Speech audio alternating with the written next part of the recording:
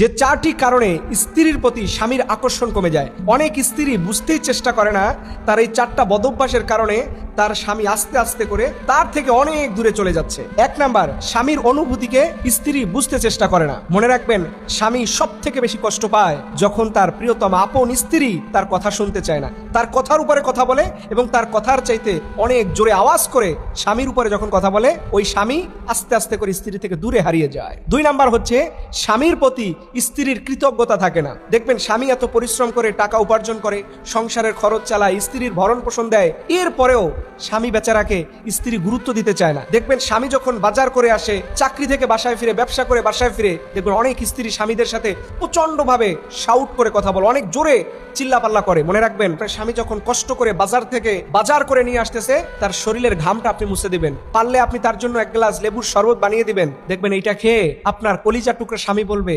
জীবনে এই মেয়েটাকে বিয়ে করে আমার জীবনটা সফল হয়েছে। ইস, এরকম একটা মেয়ে যদি আমার জীবনে না পড়তো তাহলে আমার জীবনে বড় আফসোস হতো। কিন্তু এটা অনেক নারীরা বুঝে না। স্বামী কষ্ট করে আসলে পরে তার একটু সেবা করবেন, তার ঘাম পুষে দিবেন, তার হাতের ব্যাগটা হাতে নেবেন। এই ছোট একটু কাজ, মাত্র 1-2 মিনিটের কাজ, এটা করতে পারলে ওই স্বামী তার স্ত্রীকে কখনো ভুলতে পারে না। 3 নাম্বার হচ্ছে, স্বামীর বিশ্বাস ভেঙে দিবেন না। অনেক মেয়েরা দেখবেন এখন পরকীয়া প্রেম করে, স্বামীকে লুকিয়ে অন্য পরপুরুষের সাথে কথা বলেন।